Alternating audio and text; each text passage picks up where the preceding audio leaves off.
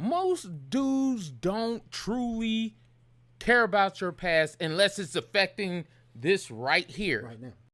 Welcome to another episode of Something for the People. This is your boy B Hunt, aka the Silent Prophet, along with my co-host Big Country. What's good, people? How y'all doing? You couldn't let the process be the process. And that's the frustrating part about it, is that's when that broken person goes to another person And creates another broken person.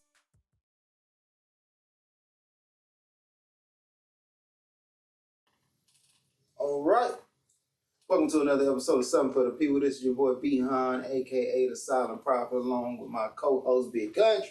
What's up, good? Get it out. What's good people?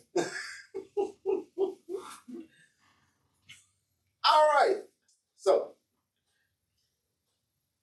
what is something men want in a woman outside of fit, feminine, and friendly family?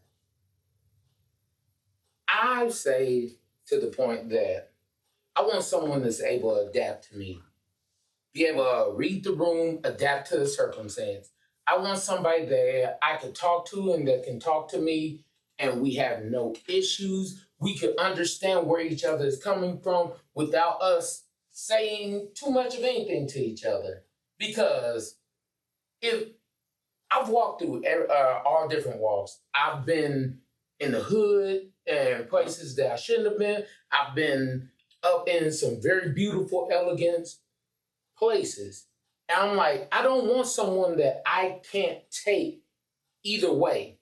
Because if I take somebody to the hood, hey, baby, I let you there, but shut the hell up.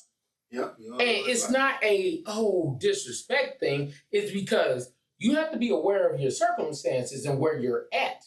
Right. Because if you're not, then you put us in an uncompromising position. Mm-hmm. Now, things may go a different way just because you feel you want to say whatever you want to say. Right.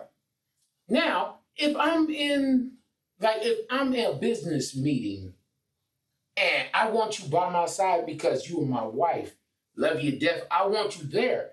I want to know that you are thinking about what's best for me as well as what's best for our family. Right. And if you can't think about that, but you're like, oh, well, I just have to speak my mind, this ain't the time for you to speak your mind.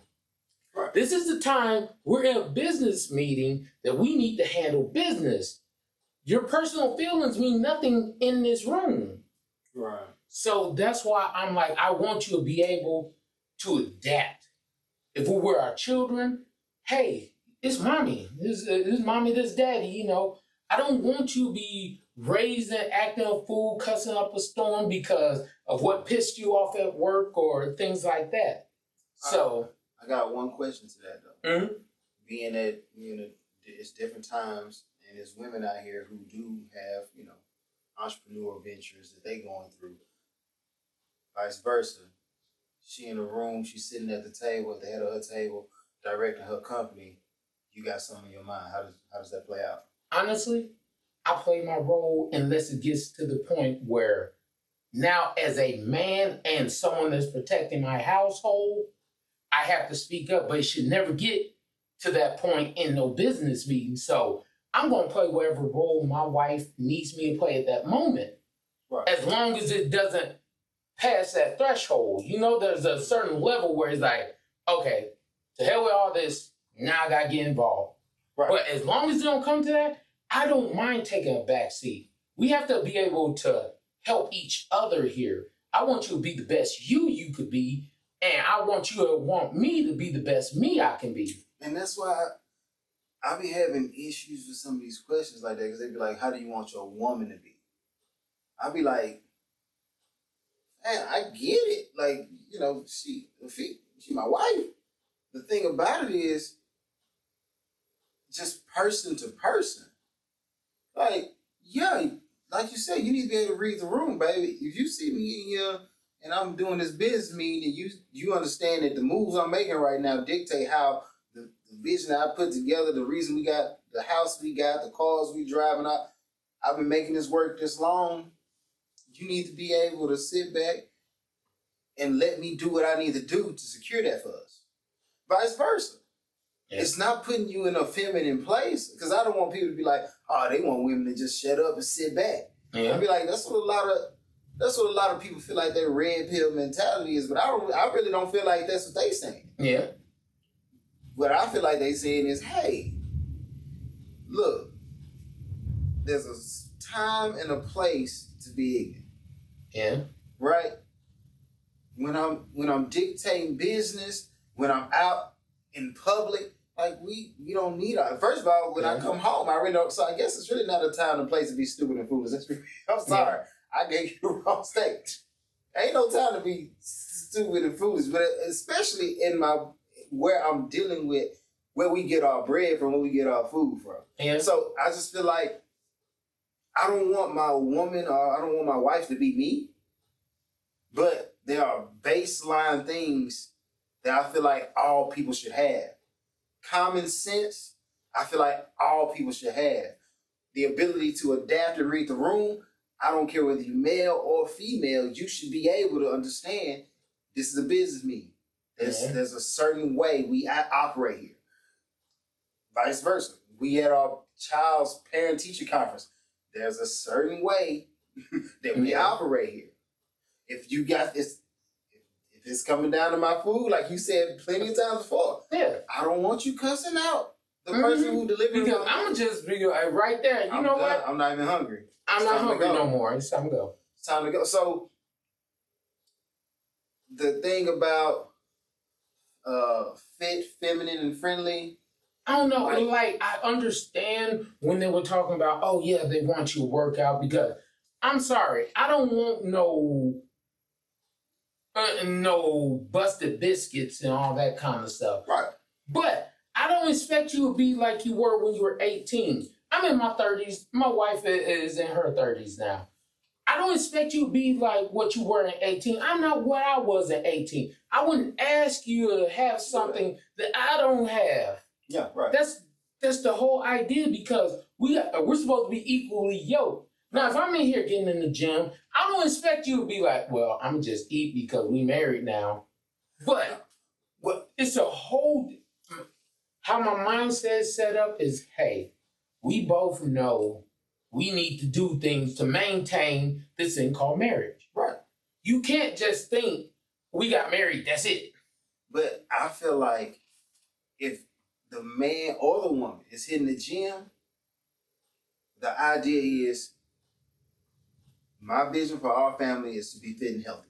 Yes. So if I'm hitting the gym, then you should be like, okay, that's what we do. Yeah. We stay healthy. We stay fit. So I need to go get to the gym.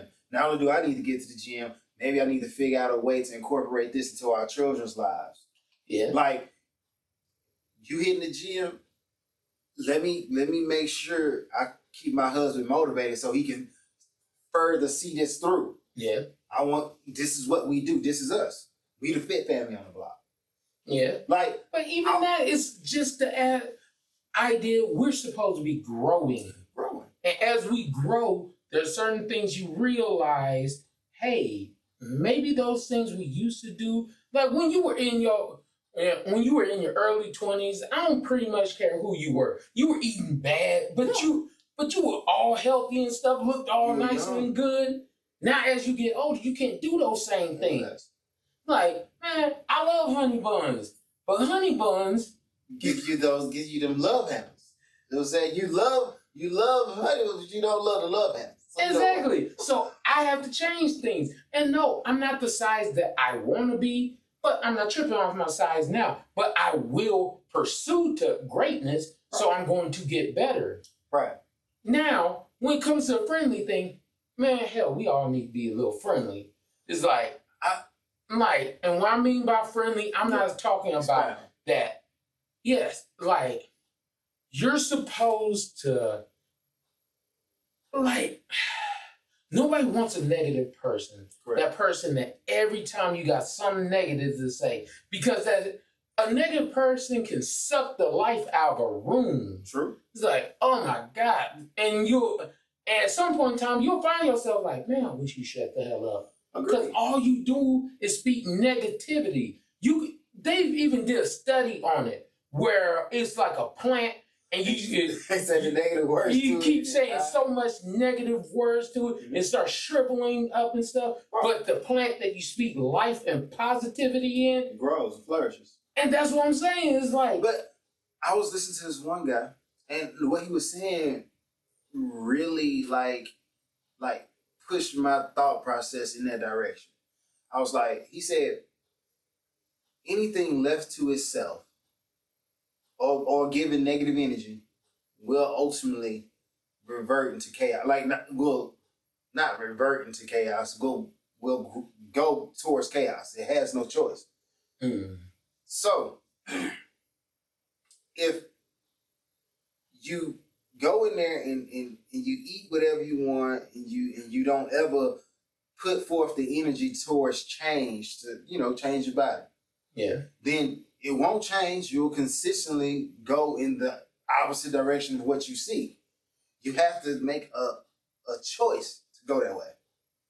So when I'm dealing with the family and I'm trying to be the figurehead, I got to be the tip of the spear. If I want my family to be healthy and I want my family to focus on physical, and keeping up their physical appearance, not just because I want you to be beautiful people, but outside of that, just because I want you to have some longevity. I mean, you call me vain. I do want my children to be beautiful. Yeah, I want my children. You realize that anybody, if you go back to school, who was the people always got made fun of? The fat people, Right. the ones that didn't look like they were in shape, didn't have hygiene, different things like that. You knew they were getting made fun of. And I felt bad for them, but I'm like, my thing is, it won't be me. Right. I'm not going to be that person. Like, if it's like we crack jokes on each other, but it won't be about something I can control. Right. Oh, your breath stink today. Go brush your teeth. Easy. It's like I said, anything you don't put energy towards, especially positive energy towards, it will go to chaos. Yeah. So some people got that chaotic breath in the morning, fam. Yeah. Because you ain't brushing your teeth. Tic Tac. Tic Tac. Sometimes Tic Tacs don't work. Use some Listerine and First of all, floss. You should always use Listerine. You should always floss. You should always brush your teeth. You'd be surprised how many people do not floss, especially men. And that's a bad thing. I would encourage every man, floss. Teach your children how to floss. Easy. I'm working on my children because they love to try to do that once over real quick and then be gone. Yeah, but take your time. Like, this is the restroom and your hygiene and then your dental hygiene. That's a space where you should be the most diligent. You should spend quality of time showing your teeth love. But like I said, going back to the subject, when we talk about what we want our women to be, your woman should know my ideals. Hey, my children should be focused on their teeth. Yeah. My children, like, I hate seeing a child who going around with unkept hair. Yeah. And I know people will be like, well, what do you mean when you say unkept hair? What I'm saying is you woke up out of the bed and you just walked out of the door. Because there's a plate, like, you could put You an see a afro. lot of people doing that more now than ever. But that's just because they didn't take the time, which makes no sense to me because knowledge is almost no longer a barrier to entry. Yeah. Because I hopped on YouTube and I found out how to do flat twists. Yeah. Like, I've learned various hairstyles from people who putting that wealth of knowledge on the internet using YouTube or various other social media platforms. So don't tell me you can't do this baby hair. Yeah. Don't tell me that you just gonna let my child walk out into the world. Yeah. And you're not gonna take care of. I always say I learned to do my child hair because I was like, every time my child walks outside, the world needs to know somebody loved this one. Somebody care about this one. Hey, don't get me wrong. I can't do the flat twist, but I can do that old school. Man, I'll get that gel, Slick it back. put in a ponytail. I guarantee you that's gonna be a nice ponytail. I'm putting quality, but like I said, I'm putting quality energy. You putting quality energy, and when you present your child to the world, they understand that child ain't going home to somebody who don't care. Yeah. That child going home to somebody who makes sure that when they walk out, they present themselves this way. Somebody wants this one here. Yeah. And just small stuff like that. People who have like negative energy towards you, like people or wish to do harm, like there's a study, because it was some guy, I ain't gonna say it was a study, but it was a guy who was talking about the children he looked for in order to go and, be like a predator towards. He says he don't look for the people who obviously got their parents in their lives, was watching them all the time and care for them all the time. He looked for those people who left alone and like the castaways, and people that nobody really paying attention to. So I'd be like, just a simple act of doing your child hair could possibly be what prevents her from being attacked by some predator, because they know it's going to be a hard time getting at this one, because somebody's going to be around. Somebody looking for her or him.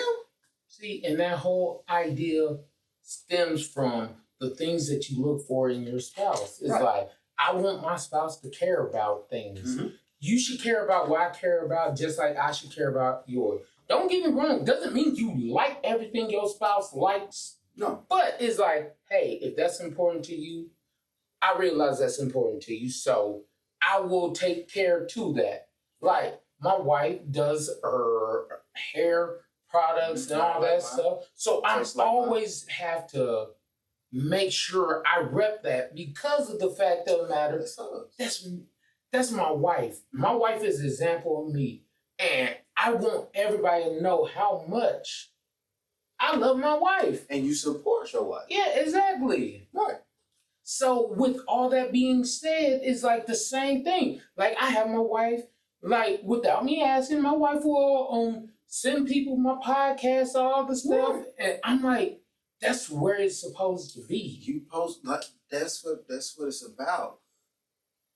You and your spouse should be each other's biggest cheerleader, biggest supporter.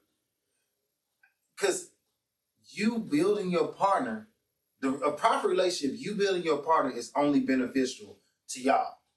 Yeah. Like, there's no negative side to supporting your partner in positive endeavors. Yeah. If your spouse want to start a rollerblading club, she's getting outside, she's getting healthy, you should be like, I'm gonna go buy you some rollerblades. Hey, sometime I'm gonna come out here and rollerblade with you. Why? Yeah. Because it's doing nothing but helping us. Yeah. One, it gives us a reason to spend quality time together. Two, it gives us an opportunity to stay fit and then support. And then three, once you do start building up your family and your family unit, now we have something that we can all do together, and we spend quality time together. So having somebody, if you going back to the question, if you asking me what I look for in a woman or what I found in my wife, yeah, fit's a thing, feminine's a thing, friendly's a thing, but also supportive, also visionary, also, like you said, on that baseline, common sense, read the room. You ain't trying to bring drama into our situation. You trying to bring positive energy to us at all times. And love. Well, love and respect go hand in hand. Agreed. Because as a man, we look at respect as love. Because if she truly loved me, she will respect me. A lot of ladies will say, oh, well, I can love you, but if you can't respect me, you can't love me. Not the way I need to be loved. And we always talk about the whole, how people equate love, the love language. Right. So you give it to me the way I need it. I give it to you the way you need it. Knowing your partner, know your customer. Yeah. I need somebody who understands me. Service. You need to know what I like. Next question. Can ladies handle a regular, everyday man? What makes you ask this question? The reason I asked this question is because on the Breakfast Club this past week, there was a lady by Ebony K. Williams. Uh-huh. And the thing, she's a successful, I think she's an attorney now. She's a successful attorney.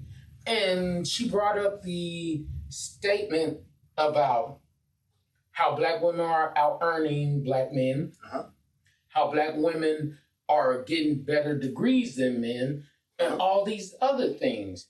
So she asked the other lady, I think her name is Ivanka, I forgot how you say her name, but she asked the other lady, where are all these men at, these so-called good men? So the other lady asked her, let me ask you an honest question. Would you date a bus driver? And she was like, huh?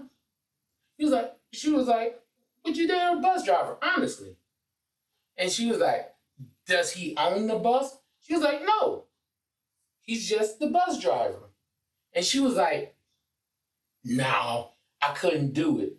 And then she said, and see, that's one of the big issues. Because if we know right now that women are out earning, black women are out earning black men, you know that's systematic. It's not because black men are not trying, Right. but that's systematic. But then she also said, as the bus driver, if he is happy, and she said, I am not talking about the guy that just wants to sit on his couch and do nothing and play video games.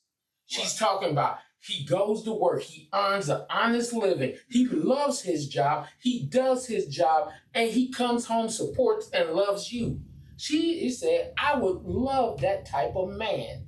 But when I was younger, I didn't realize that because I was too busy trying to be overly masculine. Oh, he had to have me, my level or better, because she was talking about women being so hypergamous.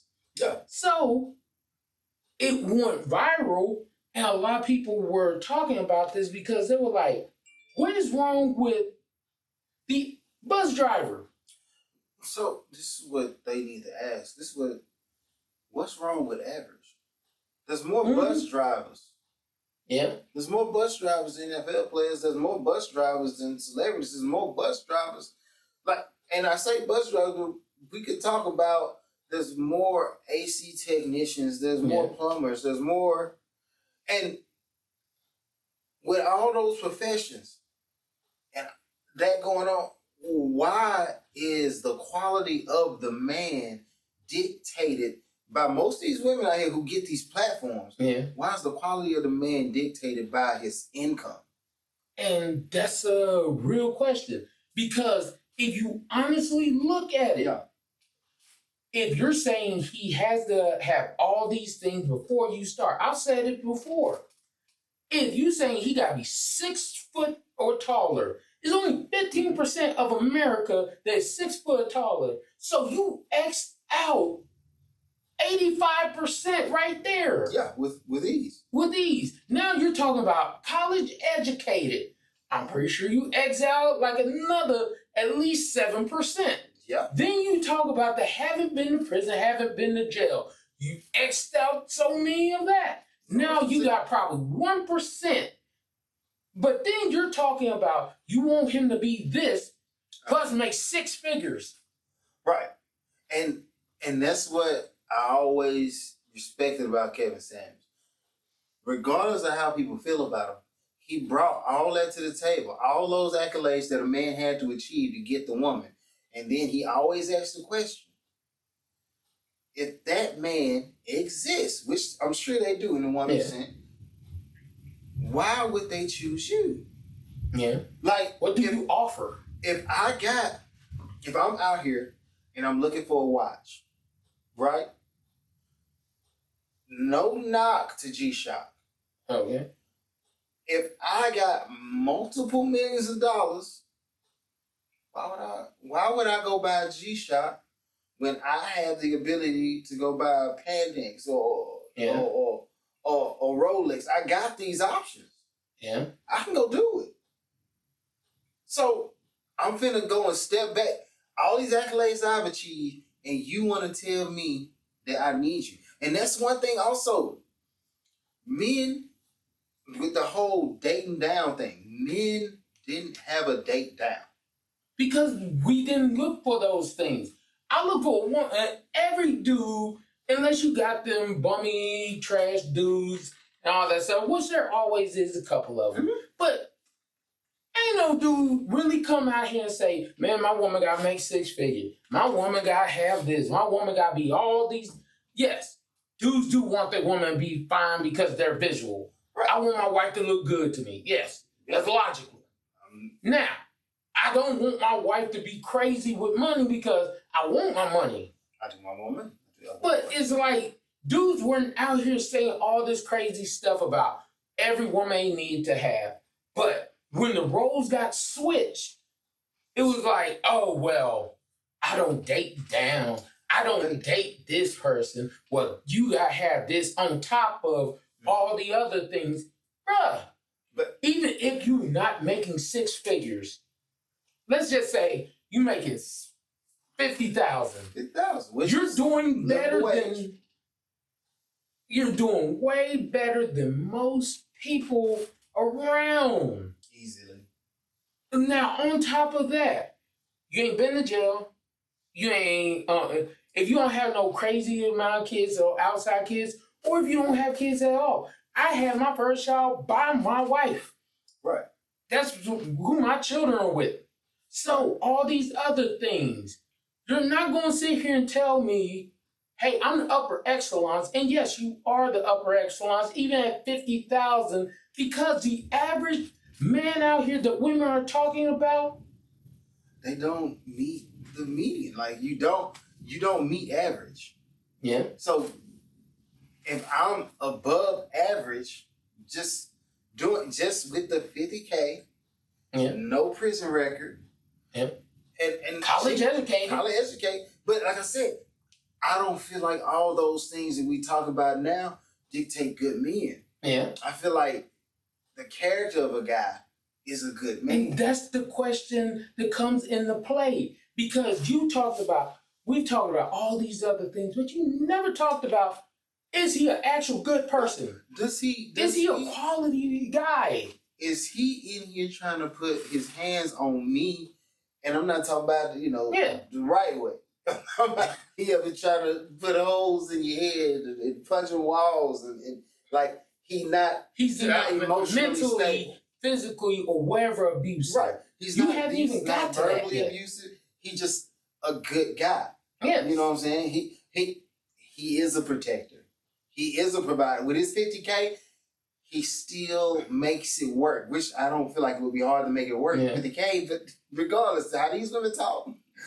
And that's the question that comes out is like, hold up. You ain't even asked if he was a good guy, if he was sweet. Do he love kids? Do he love his mama?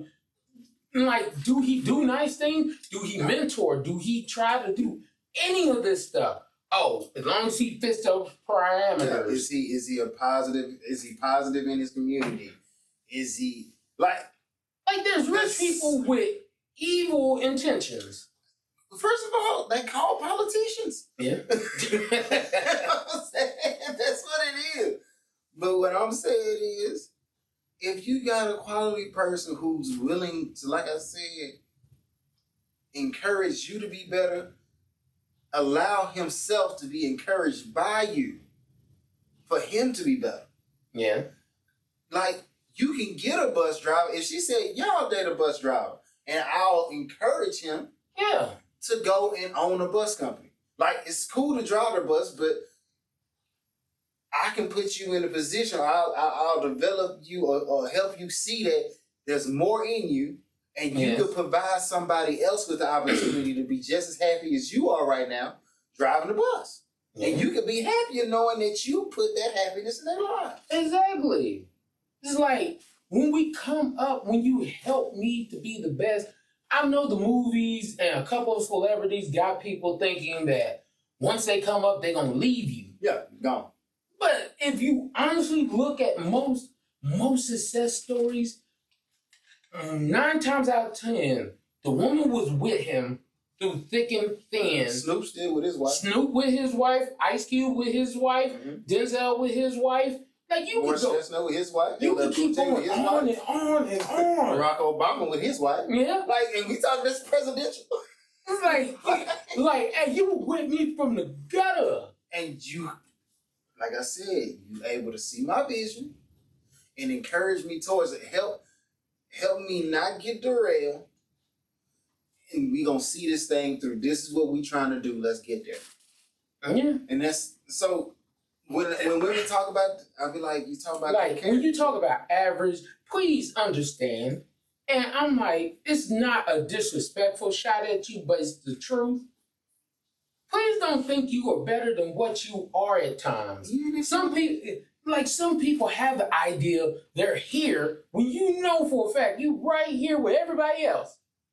I think it's really crazy that she sat there and she promoted her status. I'm a lawyer and I'm doing this, that, and the third, and I don't want an average man. And nobody cut her down because of her profession. Nobody tried to drop her from that. They dropped her solely on the negativity in her character. Yeah. How you attacking these black men out here. Now we got to call you to the table, not on your accolades as a business person, but as your accolades and your attitude towards the people who make this work. Yeah.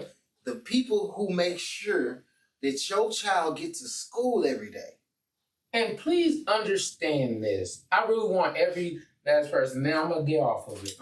Understand, if you are an entrepreneur and if you're a millionaire, billionaire, whatever, the average person is the person that buys your stuff more than anyone. Yeah, exactly.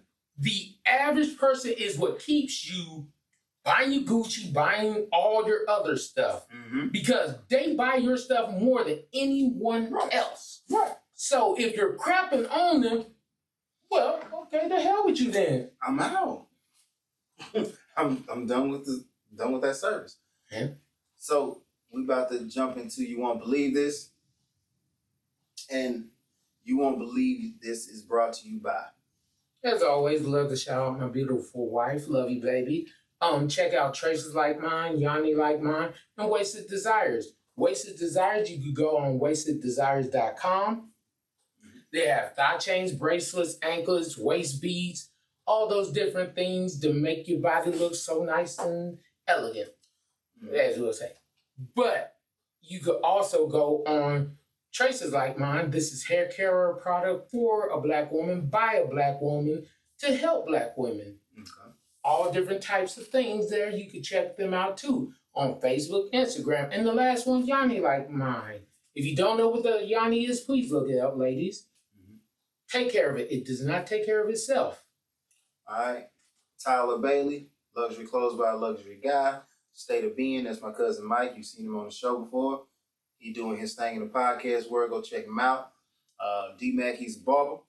And also, what I would like y'all to do is check us out, because you're really we brought this to you. Us. That is something, the number 4, DA people. Throw a podcast on the end if you on YouTube, and that's gonna reduce that search menu. It's gonna reduce it. You won't be so cluttered up. Outside of that, if we on all major podcasting platforms, and like, subscribe, share. Fan base. Find us on Fan Base. We're trying to blow that up. And it's the same thing. Something the number 4 DA people. Go on there, check us out. You can watch the episode, do your thing. Yeah, and they know the people here, so we just gonna jump to the next thing. Testing centers say 30 to 40% of men who take paternity tests are not the father. That leaves the worst sound, especially as a father. It's like, I don't know how I know my children are mine because they look just like me. Yeah. But then they're the spitting image of me. And if you saw my wife used to get pissed because other people were like, "Oh, you just had them. You just carried. They don't look nothing like you." But on a serious tip, this is some bull. I wish they would. I think it. I always say that old 80s is a plan perpetrated by the man, because I'm like, why wouldn't we just make paternity test mandatory. no matter what. Mhm. No matter if you say it is, it's not, all that. I don't care. Mandatory. So we could find out right then. Who this baby father? Instead of waiting, because truth be told, one of the number one fears of American men is to find out that a child is not theirs. Mm-hmm. One, Especially 18 years later.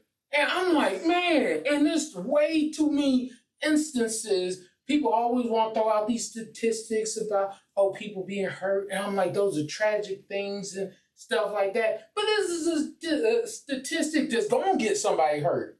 Yeah. Because I'm like, 18 years, and especially if you say, well, that whole, what was it, Fantasia, well, technically, hypothetically, of course, Oh. and technically you the baby daddy anyway. What we said Fantasia, it's Lala Brown, okay? Hey, I like that version better. No knock to Fantasia. I love Fantasia. This goes out to all my baby mamas. But Lala Brown, when she sung that Hypothetically, like, it's bad because when you want to say it, it's like, man, he's really angry about that. But I would think any father would be upset about that. Any father. It's like, and if you say you not, it's, honestly, I couldn't fathom my children not being mine, but find out on their 18th birthday or when they get older. But keep in mind, this is what they finding out. They finding out that this ain't my baby because this child I've been raised for 18 years has an illness and they need a bone marrow transplant. And yes, if the father is not matched, it's not his baby. It's not his baby. It's like the child's biological father is a match because scientifically, you get certain things, traits from your father, certain traits from your mother. So if you don't get none of them traits from this dude, do not try to pin the fatherhood on him. It's not me. Yes, he can be a father figure, but he is not the biological father. And that's where the problem lies. So it's like the 30 to 40%, that is from the people who actually take the paternity test. What about all the people who do not? Honestly, I think there are men that know that's not their child, but are fearful because they love their children so much, and now it gets to a point that I've been this child all my life, and I know for a fact if I find out otherwise, I'm not going to look at them the same. I'm not that I'm not going to look at the kid the same. I don't know. Like, people, I didn't know how much kids impacted your life until I had one. I'm like, I don't even want to fathom me waking up and Paige not there. Either not there. It don't make sense to me. I'm like, no. My children made me a better person. Right. And I thank God for my children all the time. They hold a place in my heart that could never be broken or taken. Yeah. Now, for you to find out that's why I'm like, some fathers like, man, I don't even need to know. Because at that point, I'm not gonna be mad at this kid. Mm-hmm. But I'm gonna be like, you let me grow this high level bond. Like, this is paternal. I will take you out over this right here. And then I'm like, if I hold such value, and I'm not saying that the value that I hold is solely because I fathered the child, but it makes me feel a lot better knowing that it's not just my mind that's invested in this child, but it's literally an investment from me. Like, I put half of that is my information. Yeah. So I don't. And I know the thing is, because I know there's going to be some women out there was like, well, I don't understand. If you're saying that you still invested and you still all these things, so why does it matter? Because of the deceit and the issues that come behind it. Like, you did this purposely. And yes, no woman will know how a man feels because you know if it came out your of you, body. it's yours. It's the intent. If you know you out here and you know you sleeping around, Yeah. tell me. And I Especially don't care about that whole, oh, well, I have to put somebody on the birth certificate. No, that's not how it works. Find the dude to skeet it up in you. and put him on the birth certificate. That's why I feel like you said, mandatory paternity test. But outside of that, hey, don't have me in here and you making me seem like this is me and your intentions is just to keep me on the hook. And some dude out there, he in here running up and down on you like you a track or something. I would more understand it if a woman was like, honestly, you know I'm a hoe. And it was like, okay, well. If you tell me, yes, I'm a promiscuous woman, and you laying with me means that you understand that I'm laying with other people. Like, ain't nobody gonna get mad if a prostitute come and tell you, yeah, I got a baby. Only thing you gonna ask her is, so is it mine? Cause I know with your line of work, you do what you do. I met you this way. I can't fault you for who you are. Yeah. Like, I know you're professional. But if you're going to present yourself as this wholesome woman who's sitting back and you trying to give yourself to one man and one man only, and you chose to make me that one man that you give yourself to, then don't let me find out the opposite. And don't put me in that position. There was a podcast that I was watching, and they had a male porn star. He got out of the porn industry, and now he's more of a gigolo, a male escort. Okay. And the thing is, he even admitted on the podcast, 80% of the women he sleeps with are married women. I'm like, what is going on here? Like, why are we, if you a married woman or a married man, and y'all as a married couple haven't had the conversation about y'all sex life and how y'all, because if we had this conversation, it's different. Hey, we're gonna open up our marriage. Yeah. Okay. And you got yourself a gigolo. I agreed to those terms. At that point, that's contractually, I said that's acceptable. That's okay. Yeah.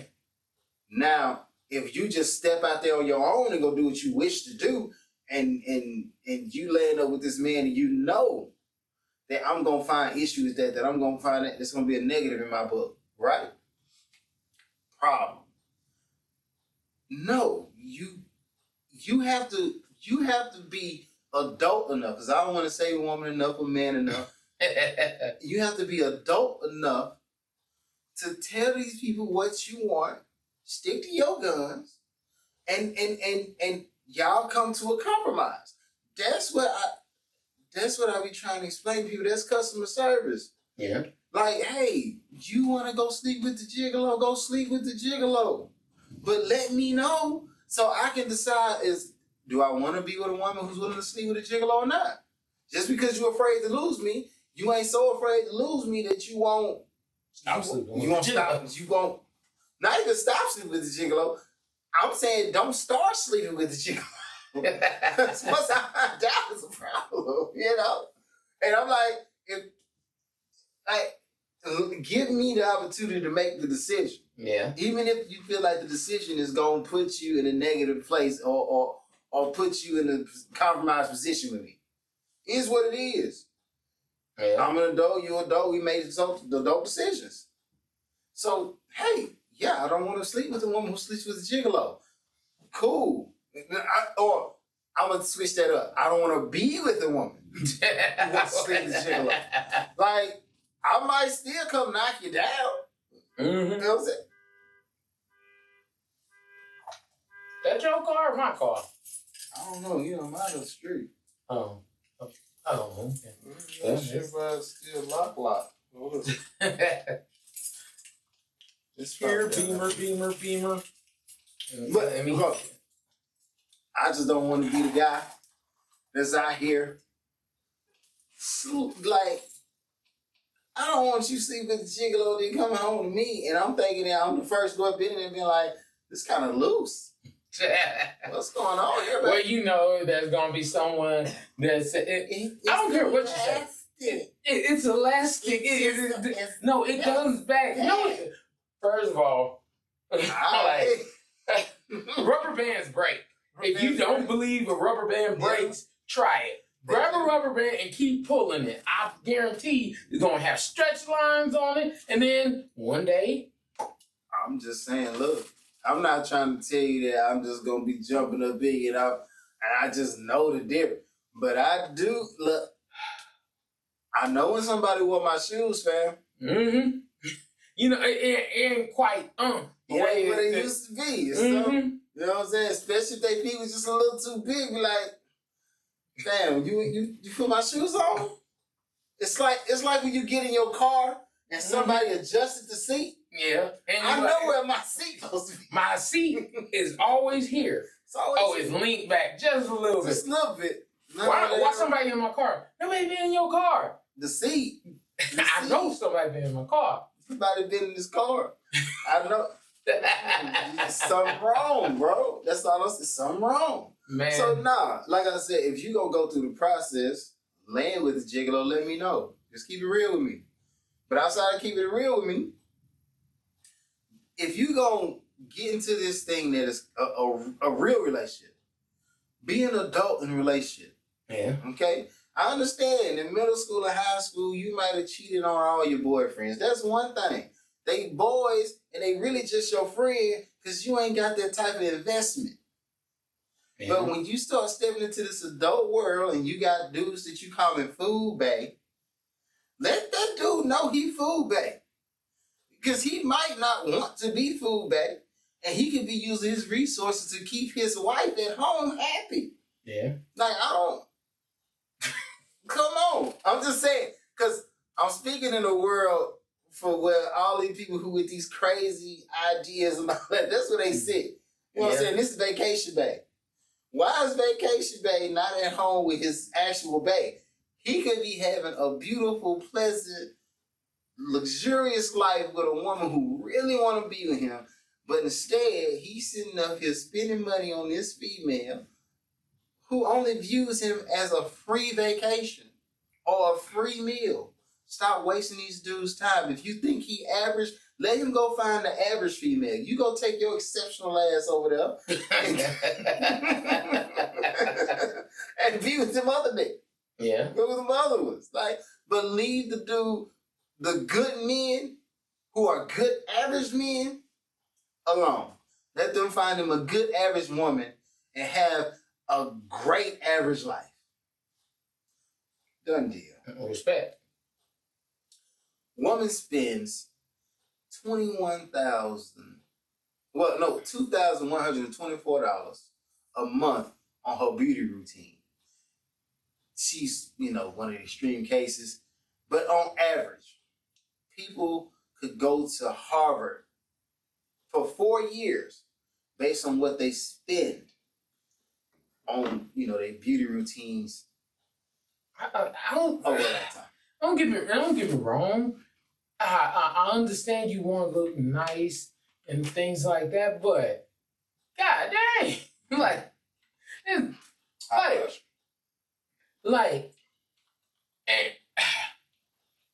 I'm trying to navigate this very nicely, but the only thing in my mind, if I got to spend $2,100 and what was it, $45 a month on your beauty routine, you ugly. I'm sorry. Golly. But I mean, 2,100. So back in the day, there was this lady who said, "Is it just me, or are women getting more beautiful and men are just kind of standing still?" And I was like, "You ain't getting more. You still got the same genetics that's been here since the dawn of time. Like, yeah, Mac is getting more. Is getting more. It's lying. They getting better at their formulas, fam.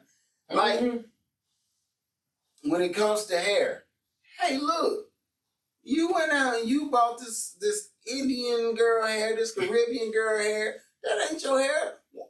Men Wavy. Men gotta sit back and they gotta live with what they got. I'm doing, this is natural. Everything that you see right now, I was born with. If I wasn't born with it, it came in this way in my adulthood. I don't get to switch up. But women be giving dudes hard times for having toupees or going to get what they call the unit on their head. It's like, you don't want us to step into that world. It's cool because they do it. Yeah. It's a problem when I do it. Like, no, I'm like, yeah, dang. He going to sleep and his hairline falling off on the pillow. But you went to sleep and your eyebrows stayed on the pillow. Why you get mad at me for having my hairline hit with your eyebrows there? Man, that when you go pull your eyelashes off. It was a skit where this dude was he went on a date with this girl. They went back to the room and everything because they about to smash and everything. Right. So all of a sudden he takes his shirt off and the muscles come off with his shirt. Yeah. And then he takes his shoes off and he's like 3 inches shorter because the shoes he had on black with extra soles. Yeah, it gave him extra soles and stuff. And the girls keep like, why? Man, it's like, hold up. Don't you do the same thing? It's like, don't even trip. It's mine. I bought it. And then he took his beard off too because he had a little bitty lineup. And then all of a sudden, he takes off the full beard. You gotta take off the Ross. Mm-hmm. He got his, he's got his more in the middle. Yeah. But he took off the Ross. But the whole thing is, why? It's like, when did we get to a point where it was like, I have to cake on makeup? And I hate when people say, oh no, it's just contouring it. Hold up. If you look this way, okay, for example, easy way of describing it. If you look like him before, but then you look like me after, it's probably too much makeup. Or vice versa. That's still, anyway, what I'm saying is, if your makeup is the equivalent on the same level as special effects makeup, $2,000 could make Gamora from Guardians of the Galaxy. Like you can make Drax from Guardians of the Galaxy. I'm like, come on. At this point, you should just get you a CGI machine and just have that just shoot a hologram in your face anymore. Like I love natural beauty. And before somebody says, no, some people say that I'm like, hold up. There's a difference between Instagram models. Ain't nobody trying to wipe from an Instagram model. Ain't nobody trying to wipe all these people doing extraness. I'm not gonna say that people not trying to wipe it. Name one that has been wiped. I don't know, because average girls get married more than they do. But that's going back to, there's a baseline that women must meet. There's a baseline that people must meet. And due to their lifestyle and their exaggerated expectations of men, they can't find that man. That man don't exist. And if that man does exist, he don't want you.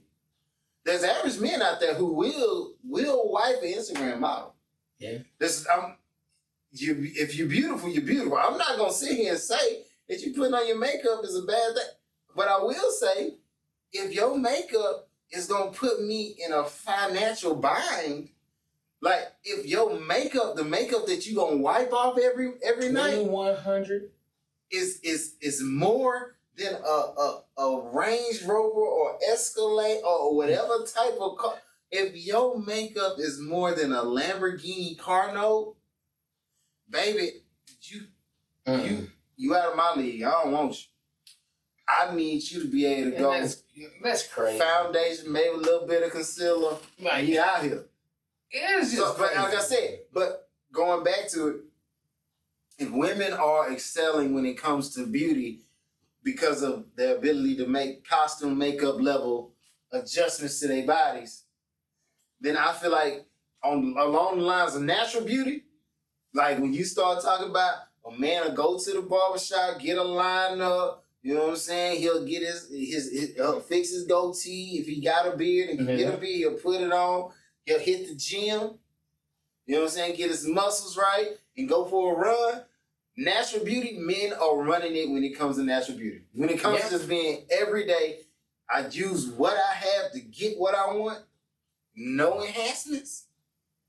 Men running it. So that was like this Nigerian. It was this Nigerian girl that was posting this, where it was basically almost like the booty pop 2.0, where it's like her thighs and everything, and then she put it on. And don't get me wrong, when she put it on, it was like, oh, okay, okay, I can see that. But my whole question would be is, when he gets you home, I gotta pull off this. I gotta pull off your booty pop. This whole little suit.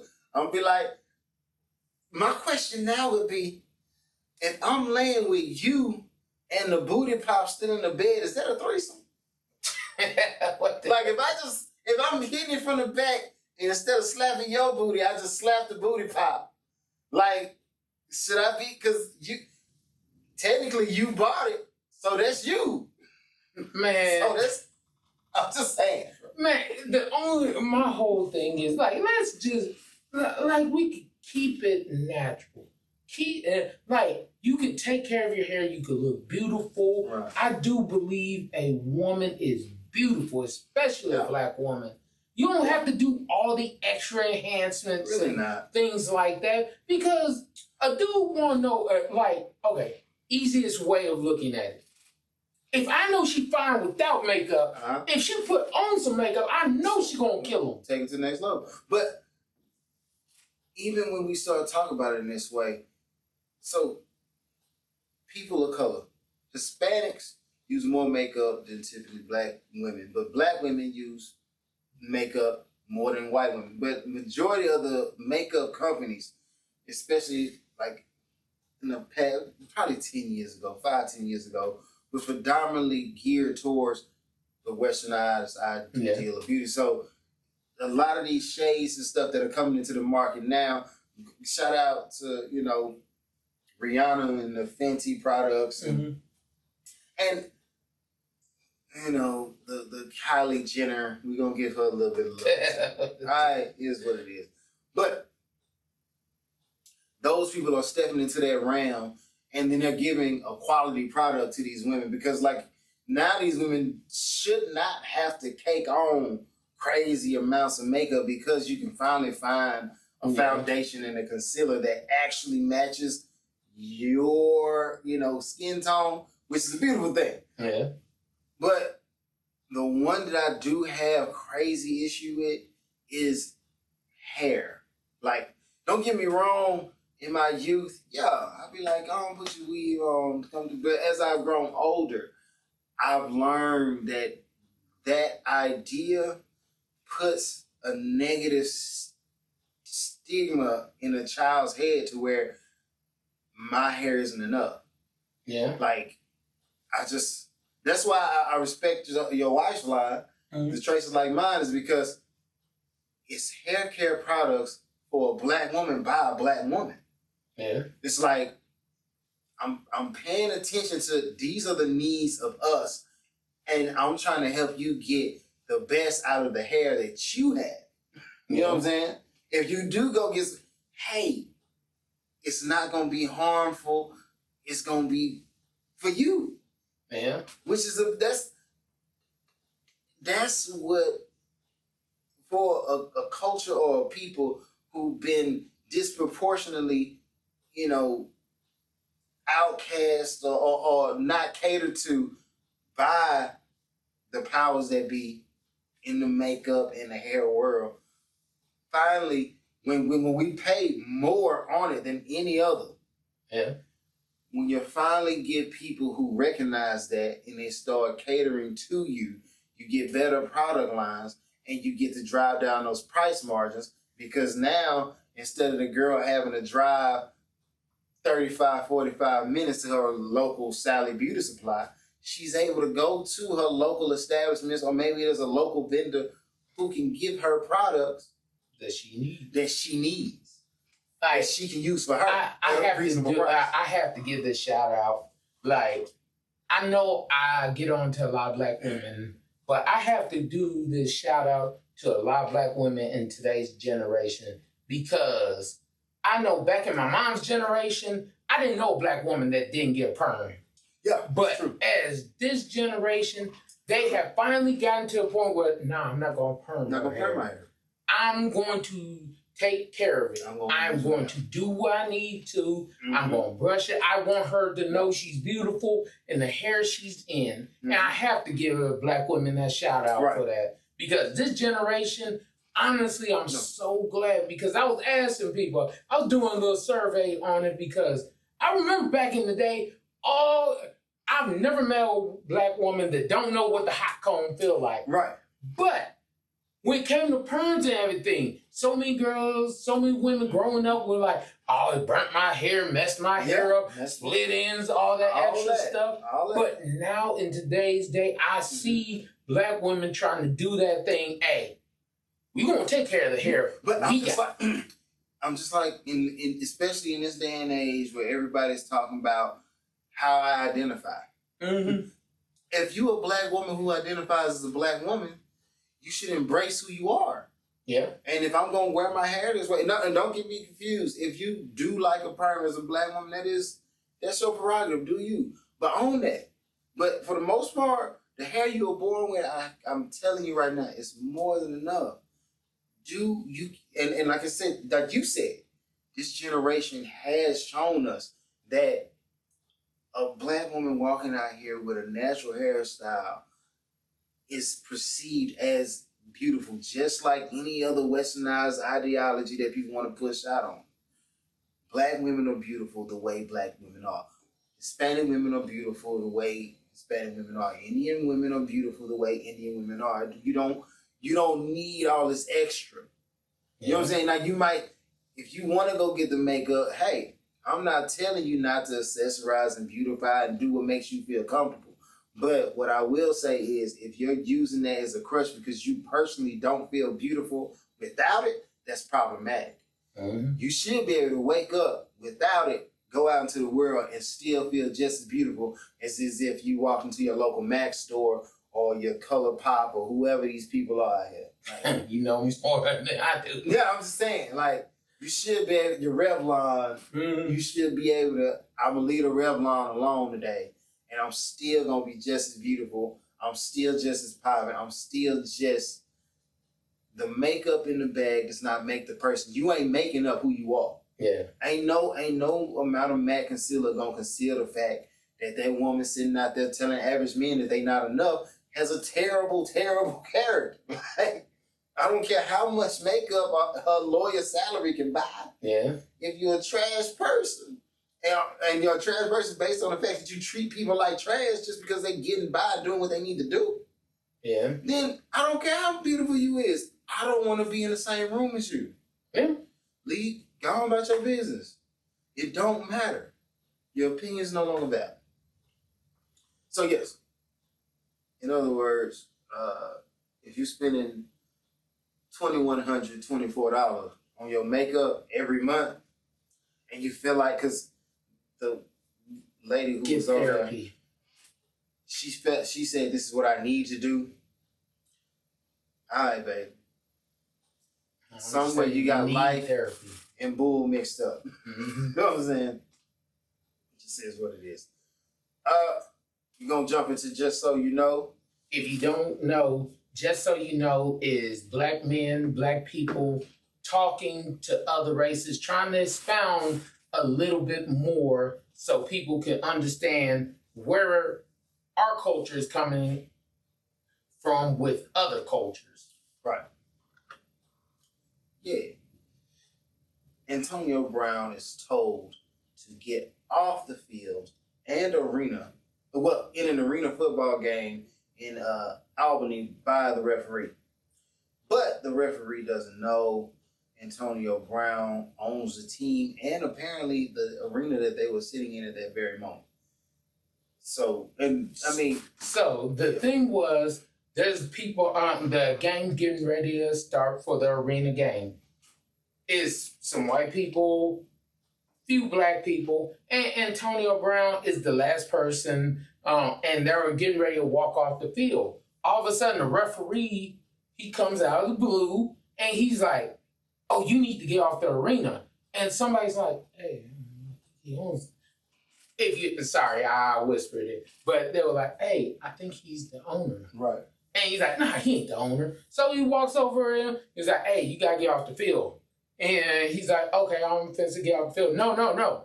You got to get off the field now. Right. And he's like, okay, I'm finna get off the field, but it's cool. And then somebody else whispers, I think he's the owner. He ain't the owner. Hey, man, get off the field. And then Antonio Brown turns around. He's like, sir, you do know I own the team. And he was like, no, you don't own the team. He's like, I own the arena. This is mine. And then it's like, he's like, oh, this is me. And I'm like, and you know that where that moment comes up, at this moment, he realized, I messed up. he messed up. I'm like, so I own all this and I'm getting charged up because now there's only two ways we could go about this. I can embarrass you and then fire you, or I could just fire you right now. Which in turn is embarrassing. Yeah. Because you didn't know. Because I'm like, first of all, why wouldn't you treat him with respect just like you treated everybody else with respect? Like, you wouldn't do that to the white guy walking on the field in a three-piece suit, because you're going to be like, he must be important. Yes. He must Obviously, be important. he's shaking hands with everyone. Like, and this is where you said, and I want to make sure that we let it be known that this is for men and women, baseline, common sense, read the room. Buddy, if I'm on the field and everybody else is ecstatic that I'm standing here, like, nobody, security ain't come and tackle me, nobody did nothing crazy to me. Yeah. I'm just walking through here. I'm pretty much getting the presidential treatment. I'm shaking hands and kissing babies. But It should tell you something. That should tell you. He's in a linen suit. A linen suit. How many black people you know just rock a linen suit out of the blue? Out the blue. It was like, how many people do you know have a few people walking with them on the field and they not shaking nobody? It's only the black guy. It was like, I don't know, maybe he thought, oh, he was a celebrity, and he was like, oh, I don't care if he's a celebrity. I'm like, bruh. It's like, I understand you want to get the game on the way, you want to do your job, but read the room. Common sense goes a long way. But at the same time, this is the exact same thing, just on a larger scale. This is when you had Big Red. Yeah. You not supposed to have that car, bro. In his mind, I love that car. Yeah, you not supposed to be in this arena. You not supposed to own a team. Because also, when they had the fact that he owned the team on there, people start saying, well, what percentage? It don't matter. It don't. Like, if I'm renting a car, you can't hop in here and drive. And you can't say nothing to me as long as I'm on the rental agreement, my name is on it. Mm. You can't tell me nothing to do with this car. The only people who got any type of power over how I operate this car is the people who actually own it. But for right now, I spent the money to give me partial ownership and do what I wish to do. So I don't care if Antonio Brown owned 0.0001% of this team, and that's what got him on this field. Leave that man alone and respect his ownership. Stop trying to make it you gotta meet certain requirements to do this. No, because any other race of people can be out there on that field and own far less than he does, and nobody gonna give him no pressure. And you can't say it's because he's young, because We in 2023. There's more young millionaires than ever in history. Before. Ever. And he's been on television time and time again playing with this. So you can't tell me that you don't know him. Just like they were saying Chris Rock, you can't tell me Chris Rock didn't know Jada Pinkett had alopecia. Mm. But I didn't know Jada Pinkett. I didn't either. So I'm like, if y'all gonna use that to support your argument that Chris Rock was out of line, I'm gonna use the fact that I'm sure that person knew, even if he did not know Antonio Brown from television, the fact that this black man, like I said, is walking on this field, shaking all these hands with an entourage of people who are not shaking hands. Obviously, go back to your video games. That's the main boss. And everybody else is the people you need to go through in order to deal with him. Obvious. Here's my thing. Understand, everyone you meet deserves respect. Right. Whether I know you're a celebrity, whether I know you're owner, whether you're my boss or or the person that cleans the toilets. Right. Everybody should get the same respect. And that's the issue I see comes up. Because you don't believe he can do this or he can do that. You're going to treat him with less respect. You weren't shoving all the other people off the field, but you saw him. I need him specifically. I need you off the field. He ain't saying I need y'all off the field. And honestly, there was a respectful way you could have went up. Excuse me, sir. We're about to get ready to start the game. Do you mind? Oh. Yeah, easy. Because if you go through and you showing proper respect and doing your job the proper way, because I'm certain people have a way they would prefer you ask you to get off the field because you never know who you're talking to. Exactly. So I walk up here, like you said, kind, courteous, but stern. Hey, we're about to start the game. If I can have you exit the field, I'd appreciate that so we can get going, you know. And then I'm sure he'd be like, oh, okay, yeah. Let me I'm going to say hi, and then I'm going to be off the field. Once he gave you that rebuttal, letting you know, hey, this is part of the program, this is what I'm supposed to do. A person who's not on the field or not supposed to be on the field not going to give you that type of response. Yeah. They're going to be like, oh, and they're going to get back their way. My bad. Because as much as I want to be on the field, I don't want to be behind bars. Exactly. I don't want no fine. And there's no police coming. Yep. So let me get off the field. I've had my fun. They saw me on the field. I'm going to get off.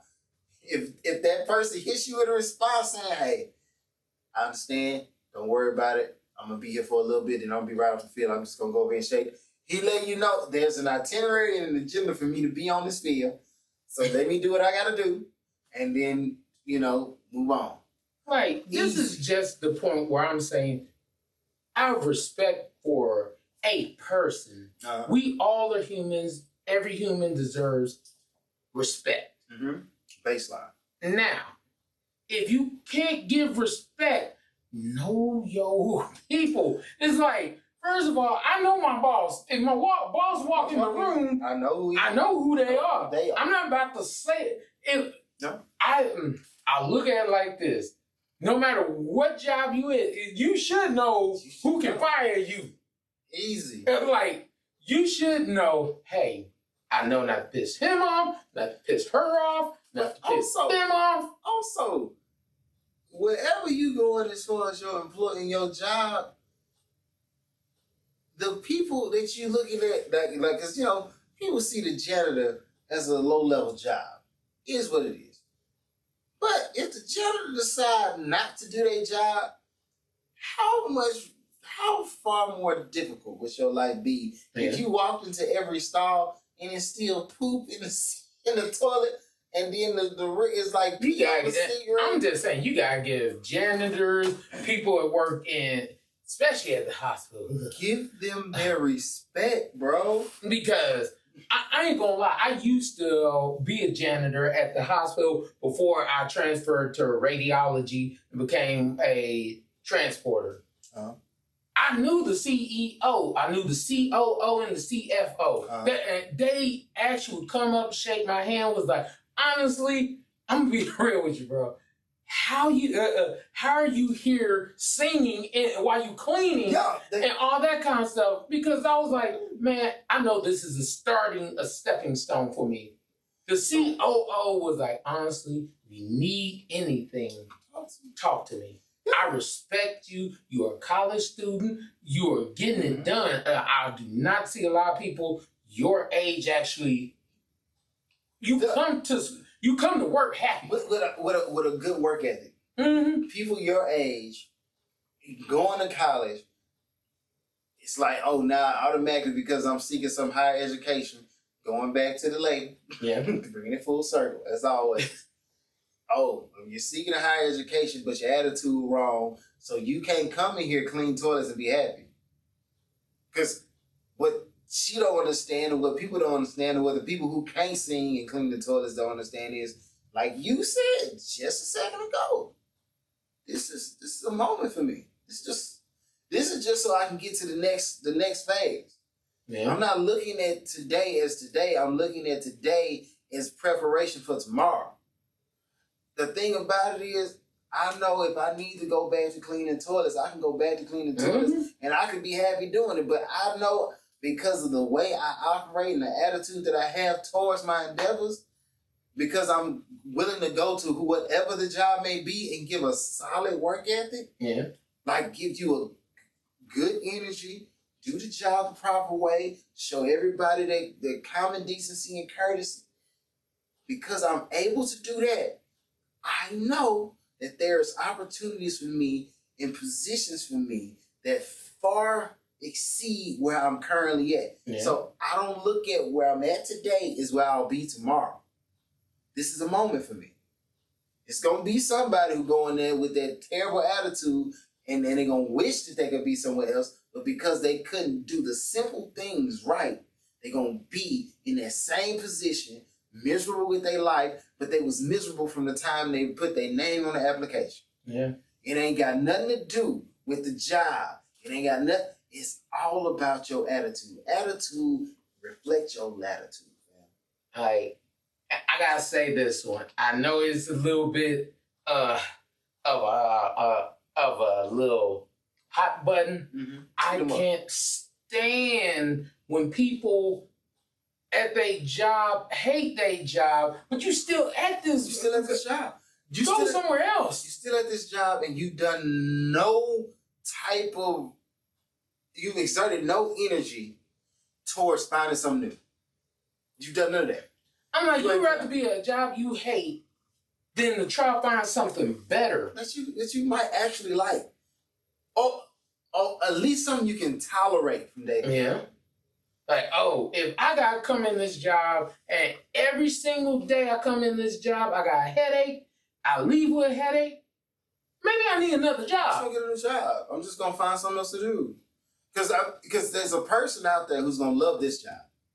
There's a person out there who loved being the plant mechanic at Texas Health. They love their job. Me personally, when I was there, because of my work ethic and how I look at everything that I do, if I don't view it as an opportunity, I'm not gonna do it. Yeah. So when I was cleaning toilets, this is an opportunity for me. Because like you said, this is the stepping stone. When I went to Texas Health, I was out there, I was a generalist. I was putting up sheetrock, hanging up pictures, doing all that. And like you said, the people saw me and it was like, when I first went, you got the towers. I went to Harris Tower, oldest tower in the building, and everybody was telling me, even the people that I looked up to, like I was like, that dude really worked hard. That dude right there really put forth high quality effort. I was like, I'm gonna go hard just like him. You know what I'm saying? Yeah. They was telling me, when you go to Harris Tower, don't even worry about it. It's falling apart. Don't just be there. And then eventually they gonna move you on. But I went in there with a mindset like, I don't care where I'm at. Yeah. I don't care what building you put me in. If I step in there, I'm gonna make it better. Like I shine anywhere I'm at. And like a diamond's a diamond, whether it's in a coal mine or your girl finger. Yeah. I'm a diamond, fam. I always think of that song, This Little Light of Mine. But I got flood lights. I don't care where you see me, I'm gonna shine. I'm gonna shine. You gonna see me. Like, I promise you won't Well, see me in man, anything I do. Comparable to Any the sun. job I've ever had, I guarantee I could go back to them jobs and they remember me. I'm telling you, I knew that how I moved was proper when, you know, the Walmart out there close to Denton Tap. Well, you know, Yeah.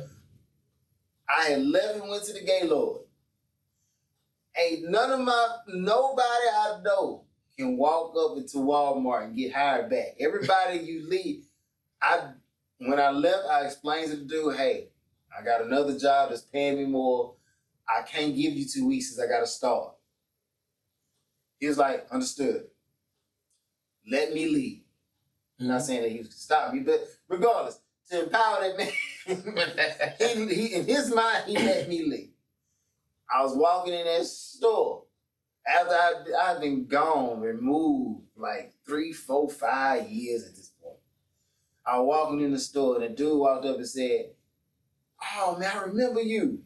Look, if you ever need a job, let me know. Yeah. And I was like, for a person at Walmart to say that, because I'm like, I'm a Night Stalker fan. It's not like this is just the most luxurious job. This ain't the most prestigious place. But the fact that he can see, it don't matter. Like you said, it don't matter where I'm at. It means nothing. Yeah. I'm gonna give you. But that shows your 110%. ethic.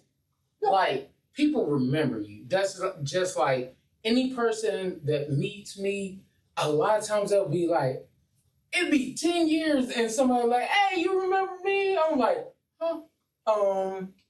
And then I start talking about it and I'm like, oh, yeah. You know? And they was like, I didn't think you remember me. I'm like, I'll be honest, at first I didn't. But that's a tribute to how you operate. Because for them, meeting you was an experience. Yeah. So much of an experience that I'm not gonna forget him. His energy, his charisma, his outlook. I can't forget that because I don't see that every day. Yeah. But in your world, I treat everybody like this. Yeah. So if I forget you, it's not saying that, you know, you're a terrible person. It's just that no matter who you are, from the hobo to the janitor to the CEO, you gonna get this level of intensity. Somebody who really coming in here and putting forth a high quality effort, giving you 110% for a job that only requires 10%. Yeah. So I'm memorable. When it comes to the places I work or the people I work for, it's a memorable experience because you see the contrast. Yeah. Not everybody is giving you what I'm giving you. It's just not. So, in your case, not everybody is giving what you give it. Yeah. So, it's hard to forget you. And that's very true. But I say that for anyone. And when it comes to Antonio Brown, I'm like, I don't know if you fire him or not. But I'll fire him. I will fire him. I'll fire him. Just off of sheer disrespect. I'm gonna. And it's not disrespect toward me, but if you're doing this, you're not doing the job that I hired you for. Dude, I would fire you because not because you did it to me, but because you could potentially do it to somebody else. And I can't guarantee that you haven't done this to somebody else who was just as important as me and left a sour taste in their mouth. Mm-hmm. So I got to get rid of you because I got to make sure I have the best product. Yeah. Outside of that, I need to get rid of you to help you learn. Yeah. So when you go to that next position, you'll understand, hey, I need to treat everybody like they the CEO and show them the same type of respect because it's true. And I got in his case, he would have firsthand life experience. You never know who you're talking to. Mm-hmm. All right. You just don't. We could look at this two ways, and I'm gonna be done with it. All right. My big mama always told me two different things. Okay. One was a biblical scripture said, and she always told me, be careful who you're talking to, because you may be entertaining an angel. how you treat people. Okay. The other one was a hard head makes a soft bottom. Like, and the hard head makes a soft bottom. I was like, what she mean by that? And I'm like, you know what? As I got older and I got enough whoopings, I was like, okay. My head was too hard, man. So, if you put that into life terms, Okay. if you out here keep messing up, Uh-huh. you have to feel the consequences and the effects from this. So, hey, you got fired, bro. Okay. It's what it is, you know. It's a cold world out here. Yeah, well, with that being said, I think we brought it full circle. I thought we took everybody on this beautiful roller coaster we like to call a show. Anybody else you want to show us a love to before we cut this thing out? Shout out to the people. That's all I'm gonna ever say is like, thank you for making us your podcast. Like, subscribe, share. We love you. We love y'all being part of the people. Hopefully y'all love listening to us. Always like, subscribe, share, comment. Let us know how we're doing. 5 stars. With that being said, it's been another episode of Something for the People. Be easy. Hold it down.